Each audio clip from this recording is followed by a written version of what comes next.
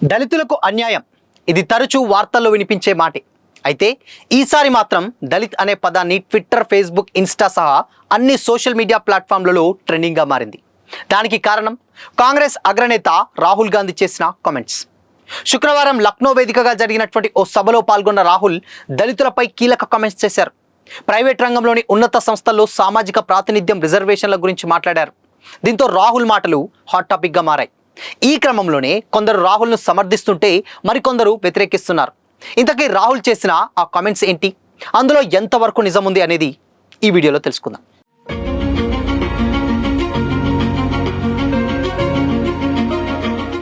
నమస్తే, welcome to Disha TV. లక్నోలో జరిగిన సంవిధాన్ సమ్మేళనం సభలో రాహుల్ గాంధీ మాట్లాడుతూ దేశంలోని ప్రముఖ కార్పొరేట్ సంస్థలు, ప్రైవేట్ హాస్పిటల్లో దళిత, ఓబీసీ, గిరిజన వర్గాలకు సరైన ప్రాతినిధ్యం లభించడం లేదన్నారు. అపోలో లాంటి ప్రతిష్టాత్మక ప్రైవేట్ హాస్పిటల్కు వెళితే అక్కడ ఈ వర్గాలకు చెందినటువంటి ఒక్క డాక్టర్ కూడా కనిపించరని సంచలన కామెంట్స్ చేశారు. రాహుల్ తన స్పీచ్లో కేవలం ఆరోగ్య రంగానికి మాత్రమే పరిమితం కాకుండా కార్పొరేట్ రంగం గురించి సైతం ప్రస్తావించారు. దేశంలోని టాప్ 500 కంపెనీల సీఈఓల జాబితాను పరిశీలిస్తే అందులో వెనుకబడిన వర్గాల వాళ్ళు లేకపోవడం అధికారం, సంపద పంపిణీలో జరుగుతున్నటువంటి అన్యాయానికి నిదర్శనమన్నారు. రాజ్యాంగంలో అందరూ సమానమేనని చెబుతున్న ఆచరణలో మాత్రం ఎలైట్ సంస్థలు, బోర్డు రూమ్లలో సామాజిక వైవిధ్యం కనిపించడం లేదని ఆగ్రహం వ్యక్తం చేశారు. వివక్షత పోవాలంటే కులగణన అవసరమని అభిప్రాయపడ్డారు. రాహుల్ గాంధీ చేసినటువంటి ఈ మాటలు ఇప్పుడు పొలిటికల్ హీట్ పెంచాయి. కొందరు రాహుల్ కామెంట్లను సమర్థిస్తే మరికొందరు మాత్రం విమర్శిస్తున్నారు. ఇక ఎవరి వాదన ఎలా ఉన్నా పరిస్థితులను పరిశీలిస్తే రాహుల్ మాటల్లో నిజం లేకపోలేదని అనిపించట్లేదంటున్నారు కొంతమంది రాజకీయ విశ్లేషకులు. రాహుల్ చెప్పినట్టుగా దేశంలోని టాప్ 500 కంపెనీల సీఈఓల జాబితాలో ఒక్కరు కూడా వెనుకబడిన వర్గాలకు చెందిన వాళ్ళు లేరు. ప్రభుత్వ ఉద్యోగుల్లో రిజర్వేషన్లు వర్తించినప్పటికీ ప్రైవేట్ రంగ సంస్థలు దాదాపు అగ్రవర్ణాల వారి చేతిలోనే ఉన్నాయంటున్నారు. ఇక ఇందులో పనిచేసే వాళ్ళలో కూడా ఉన్నత స్థానాల్లో తమ వాళ్ళనే నియమించుకునేందుకు ఎక్కువగా ఇష్టపడుతుంటారు అంటున్నారు.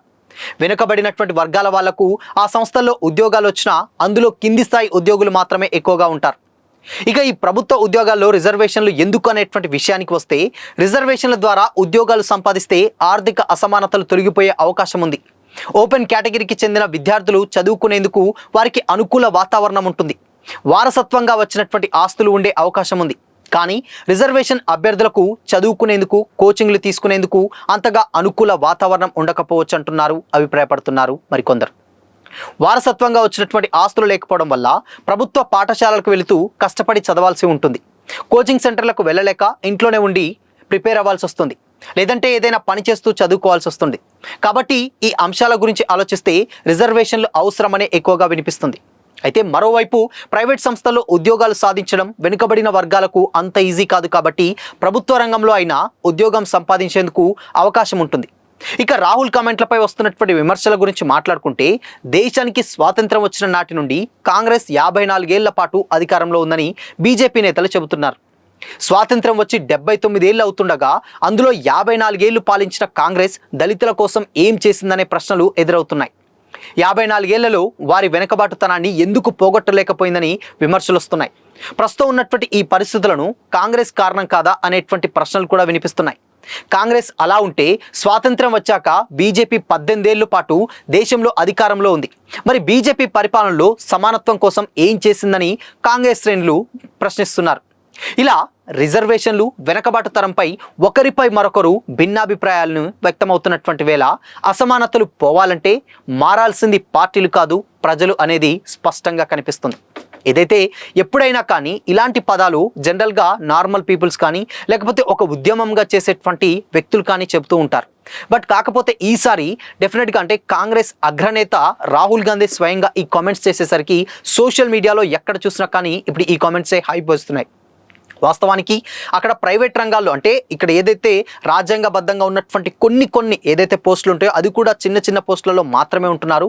ప్రైవేట్ సంస్థల విషయానికి వస్తే కార్పొరేట్ కంపెనీస్ కావచ్చు, వ్యాపారవేత్తలటువంటి బిజినెస్లలో కావచ్చు, మేజర్గా అంటే 500 కంపెనీలు అంటే టాప్ 5 దేశంలో ఉన్నటువంటి టాప్ 500 కంపెనీస్ని పరిశీలించినా కానీ అందులో మేజర్గా వెనకబడినటువంటి తరగతిలో ఉన్నటువంటి సీఈఓలు అసలు లేరు అనేది ఇది మాట వాస్తవం అంటూ కూడా రాహుల్ చేసినటువంటి కామెంట్స్ ఇప్పుడు సోషల్ మీడియాలో వైరల్ వైరల్ అవుతున్నాయి.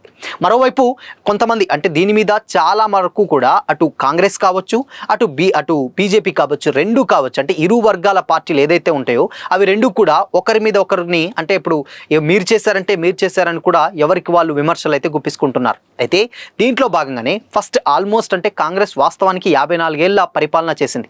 అయితే దీంట్లో మేజర్గా మరి దళితులు ఇంత ఇబ్బందులు పడుతున్నారని మీరే అంటున్నారు కదా, మరి కాంగ్రెస్ పార్టీ ఏం చేసింది అని కూడా ఇక్కడ రాహుల్ చేసినటువంటి కమెంట్స్కి బీజేపీ కౌంటర్ ఇస్తుంది. సరే ఓకే, కాంగ్రెస్ పక్కన పెట్టేద్దాం. ఇప్పుడు 18 సంవత్సరాల పాటు బీజేపీ ప్రభుత్వంలో ఉంది కదా, మరి ఇప్పుడు అట్లీస్ట్ అప్పుడన్నా ఇంకా దానికి మేజర్గా ఏంటంటే టెక్నాలజీ డెవలప్ కాలేదు, ఇంత చదువుకున్నటువంటి వాళ్ళు చాలా తక్కువ, అక్షరాస్యత కూడా అంత లేదు.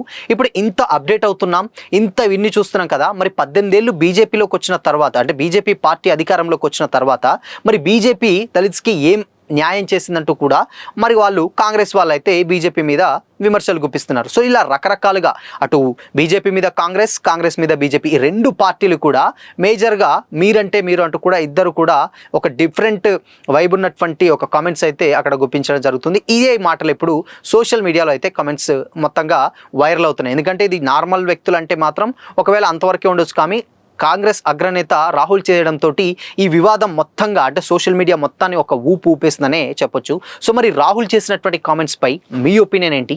కామెంట్ చేసి చెప్పండి.